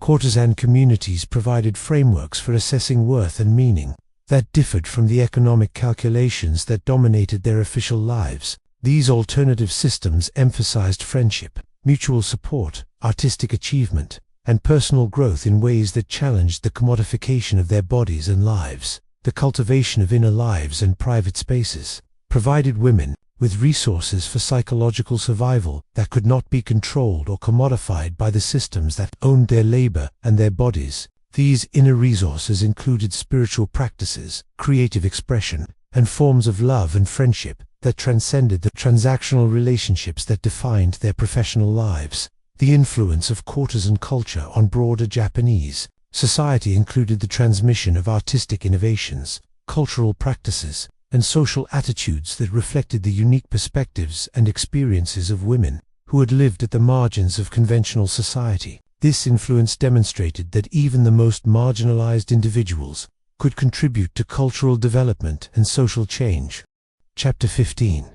The historical parallels and contemporary relevance. Universal patterns of exploitation. Experiences of Japanese courtesans facing pregnancy crises reflect broader patterns of exploitation and control that have appeared throughout history in various forms and contexts. The specific mechanisms employed in the pleasure quarters, debt bondage, social isolation, the commodification of sexuality, and the denial of reproductive autonomy, have parallels in many other historical and contemporary situations involving vulnerable populations. The use of debt as a mechanism of control has appeared in numerous historical contexts, from slavery and indentured servitude to modern forms of human trafficking and labor exploitation. The psychological and practical effects of unpayable debt create similar forms of dependency and hopelessness, regardless of the specific cultural and economic contexts in which they operate. The social isolation of vulnerable populations serves similar functions across different historical periods and cultural contexts, preventing the formation of support networks and alternative sources of information that might challenge exploitative systems. The isolation of courtesans in the pleasure quarters parallels the isolation of workers in company towns, residents of total institutions, and victims of domestic violence. The commodification of human sexuality and reproduction has taken various forms throughout history, but the fundamental dynamics of treating human bodies as economic resources rather than as integral aspects of human dignity and autonomy remain consistent. The specific ways in which pregnancy threatened the economic value of courtesans reflect broader patterns in which women's reproductive capacity becomes a site of control and exploitation. The development of underground networks for mutual support and resistance also represents a universal pattern that emerges whenever formal systems failed to meet human needs or actively harm vulnerable populations. The networks that developed among courtesans have parallels in many other historical contexts involving oppressed groups who created alternative systems of care and support. The evolution of reproductive control, the history of pregnancy prevention, and termination in the pleasure quarters provides insights into the broader historical development of reproductive control and the ways in which access to safe and effective methods has been shaped by social, economic, and political factors rather than purely medical considerations. The reliance on dangerous traditional methods by courtesans reflects the broader historical pattern in which effective reproductive control has been denied to vulnerable populations while being more readily available to those with economic and social privilege. The differential access to safer methods based on wealth and status within the pleasure quarters parallels contemporary global patterns of reproductive healthcare access. The secrecy and criminalization surrounding pregnancy termination in the pleasure quarters demonstrates how legal and social restrictions often increase rather than decrease the incidence of dangerous procedures. As women facing unwanted pregnancies seek solutions regardless of their safety or legality, this pattern has been repeated in many historical and contemporary contexts. The role of informal practitioners and underground networks in providing reproductive health services reflects the consistent pattern that emerges when formal medical systems fail to meet women's needs. The wise women and herbalists who served courtesans have parallels in the traditional midwives, lay practitioners, and activist networks that have provided reproductive health services in many different contexts. The evolution of knowledge and technique through experience and informal transmission demonstrates both the possibilities and limitations of non-institutional approaches to medical care. The gradual improvements in methods and outcomes that occurred in the pleasure quarters over time reflect similar patterns of innovation and knowledge sharing that have occurred in many marginalized communities. Contemporary parallels and lessons. Experiences of Japanese courtesans offer important insights for understanding contemporary issues related to reproductive rights, sex work, human trafficking, and the intersection of gender, economics, and social control. While the specific historical context of the Edo period pleasure quarters is unique, many of the underlying dynamics continue to operate in modified forms today. The contemporary global sex assistance industry includes many situations that parallel the historical conditions of the pleasure quarters, including debt, bondage, social isolation, limited access to healthcare, and restrictions on reproductive autonomy. The experiences of historical courtesans provide insights into the human costs of these systems and the importance of approaches that prioritize the welfare and agency of the individuals involved. The ongoing global struggles over reproductive rights and access to safe abortion services reflect many of the same dynamics that operated in the pleasure quarters, including the ways in which legal restrictions and social stigma increase dangers for women while failing to address the underlying conditions that lead to unwanted pregnancies. The historical role of underground networks in providing support and services has contemporary parallels in the activist organizations, informal networks, and alternative institutions that provide reproductive health care, support for sex workers, and assistance for other vulnerable populations. When formal systems are inadequate or hostile, the historical importance of economic factors in shaping women's reproductive choices continues to be relevant in contemporary contexts where poverty, lack of access to education and employment, and economic dependence limit women's ability to make autonomous decisions about their bodies and their lives. The importance of historical memory, the recovery and preservation of the hidden histories of pregnancy in the pleasure quarters serves important functions in contemporary discussions of women's rights, reproductive justice, and the human costs of economic and social systems that prioritize profit over human welfare. These historical experiences provide concrete examples of the consequences of denying women reproductive autonomy and treating them as economic commodities. The documentation of past struggles and survival strategies provides resources for contemporary activists and policymakers who are working to address similar issues in different contexts. The specific techniques and approaches developed by historical courtesans may not be directly applicable today, but the principles and insights they represent remain relevant. The preservation of these histories also serves as a form of commemoration and respect for the women who suffered and died in circumstances that they did not choose and could not control. The acknowledgement of their experiences and their humanity provides a form of historical justice that recognizes their dignity even when their contemporaries denied it. The analysis of historical systems of exploitation provides insights into the mechanisms and justifications that allow such systems to persist, information that can be valuable for identifying and challenging contemporary forms of oppression and control. The specific ways in which the pleasure quarters operated can illuminate similar dynamics in modern contexts.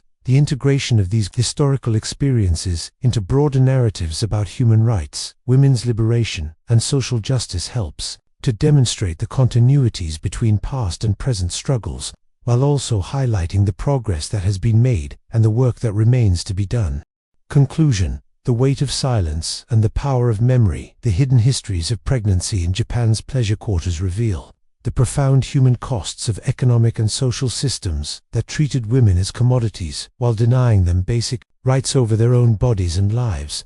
These stories, pieced together from fragments of evidence and whispered memories, illuminate not only the specific tragedies that occurred within the walls of Yoshiwara and similar districts, but also the broader patterns of exploitation, resistance, and survival that have characterized women's experiences throughout history. The courtesans who faced unwanted pregnancies in the Edo period were trapped in a system that offered them no good choices, only degrees of danger, suffering, and loss.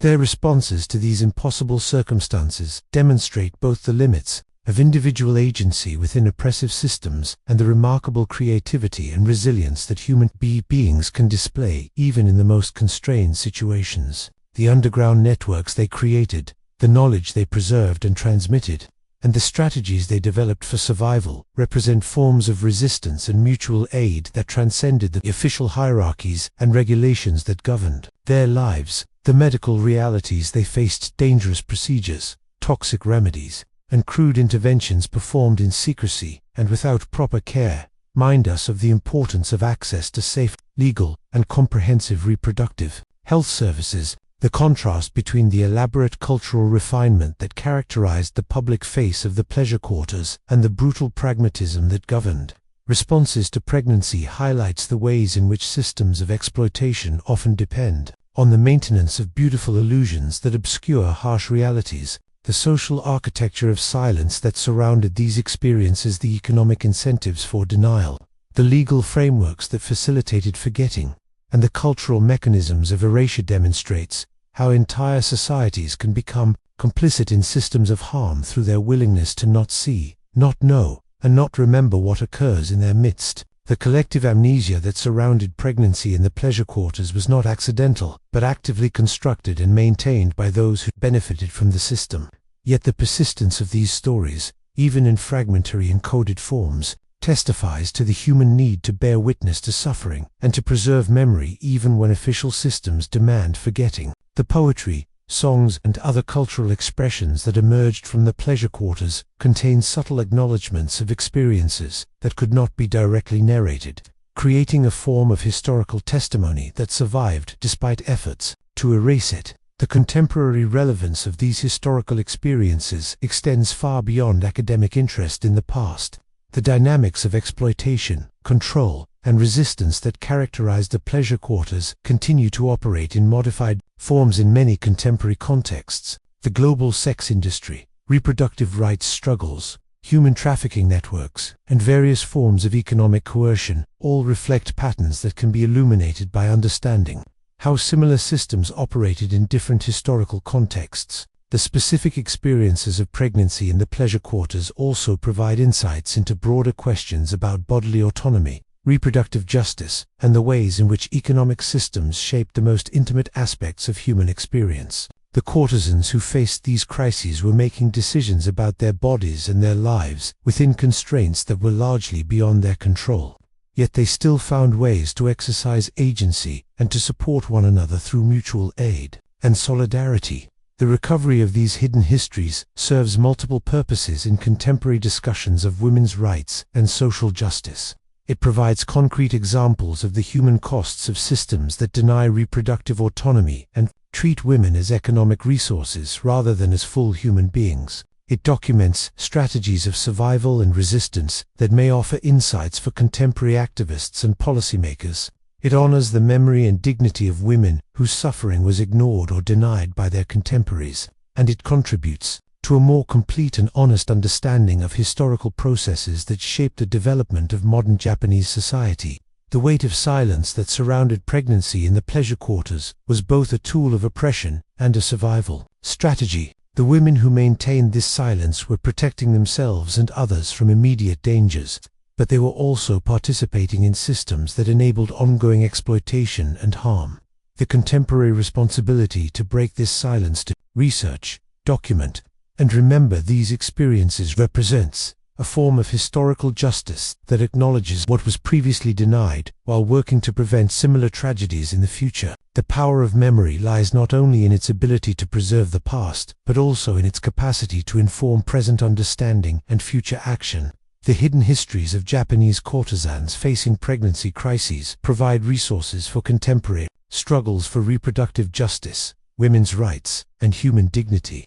They remind us that behind every system of exploitation are individual human beings, making impossible choices with whatever resources and support they can find. They demonstrate that even in the most constrained circumstances, possibilities for resistance, mutual aid, and the preservation of human dignity can emerge. The stories of these women, their courage in facing impossible situations, their creativity in developing survival strategies, their loyalty to one another despite systems designed to promote competition and isolation, and their quiet resistance, two forces that sought to reduce them to mere commodities, deserve to be remembered not only as historical tragedies, but also as examples of human resilience and the enduring possibility of hope, even in the darkest circumstances. As we continue to struggle with contemporary issues of reproductive rights, economic exploitation, and social justice, the experiences of historical courtesans remind us that these are not new problems, but enduring aspects of human societies that require constant vigilance and active resistance.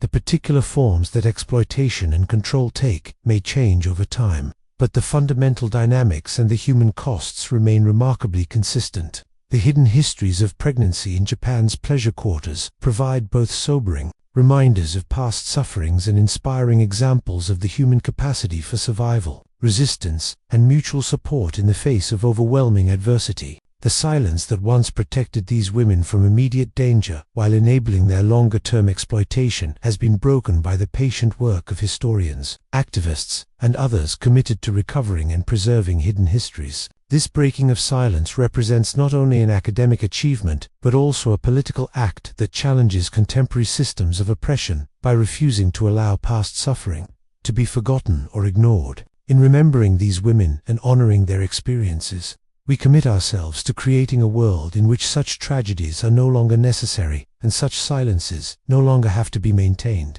The legacy of the courtesans who faced pregnancy crises in Japan's pleasure quarters is complex and multifaceted. It includes the practical knowledge they developed and transmitted about survival in impossible circumstances, the cultural innovations they contributed to Japanese art and literature, the examples they provided of resistance and mutual aid under oppression, and the historical testimony they left about the human costs of systems that prioritize economic interests over human dignity. Most importantly, their legacy includes the ongoing responsibility of contemporary societies to learn from their experiences and to work toward forms of social organization that honor the full humanity and fundamental rights of all people, regardless of their economic status, gender, or social position. In breaking the silence that surrounded their experiences, we honor not only their memory, but also our own commitment to truth, justice, and the ongoing struggle for human liberation.